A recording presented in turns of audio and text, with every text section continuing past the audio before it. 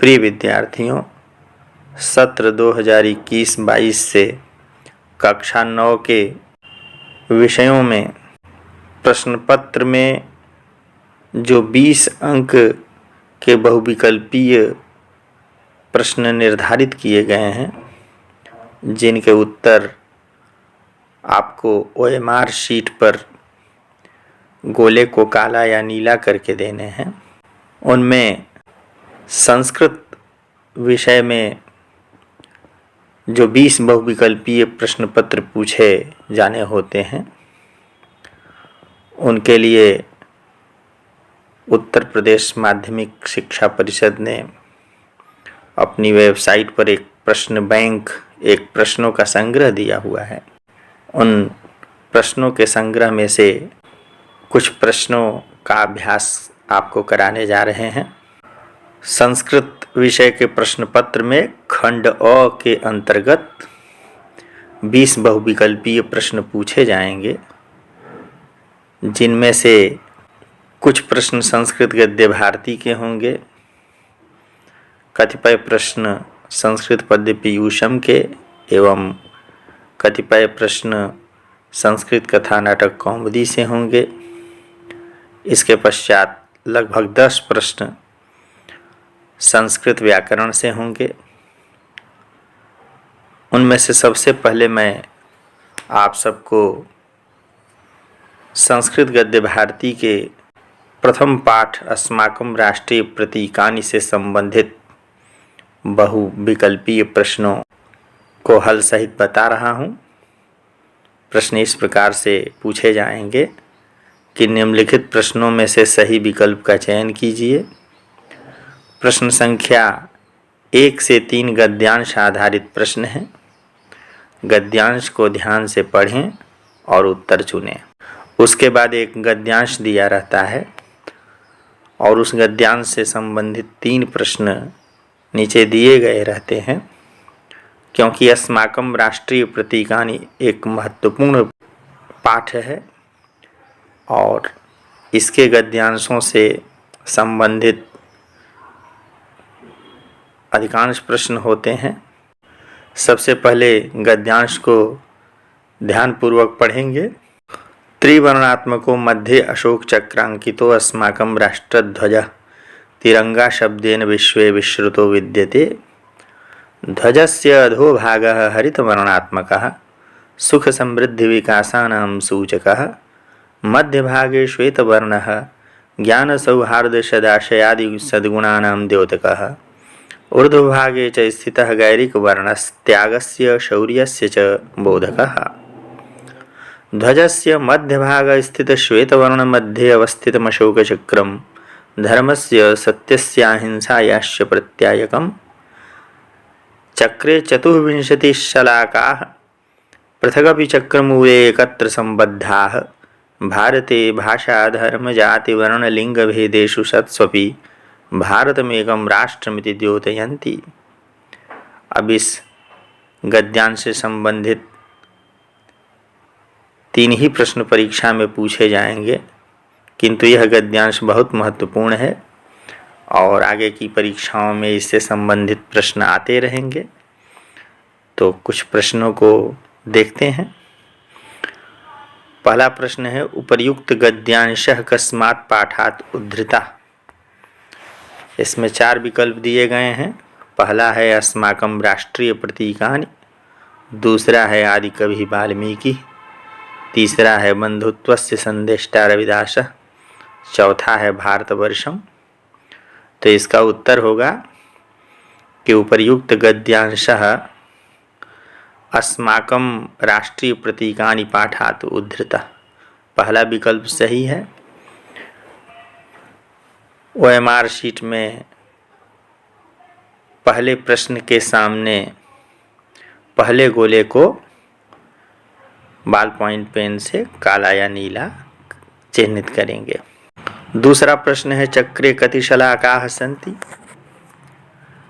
अर्थात जो राष्ट्रीय ध्वज होता है उसके चक्र में कितनी तीलियां होती हैं, कितनी शलाकाएं होती हैं।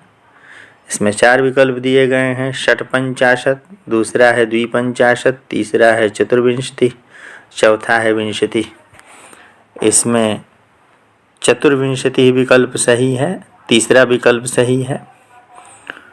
तीसरा प्रश्न है ध्वजस्य ऊर्ध्वभागे स्थितः गैरिक वर्णः कस्य द्योतकः।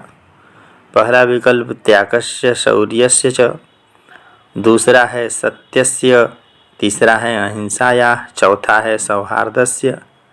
इसका उत्तर है पहला विकल्प सही है, त्यागस्य शौर्यस्य च।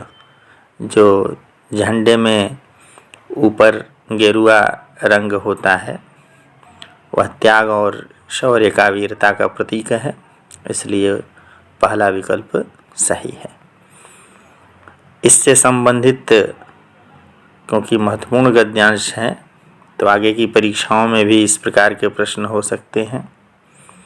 अस्माकं राष्ट्रीय पक्षी अस्ति, पहला हंसः, दूसरा मयूरः, तीसरा बकः, चौथा चटका।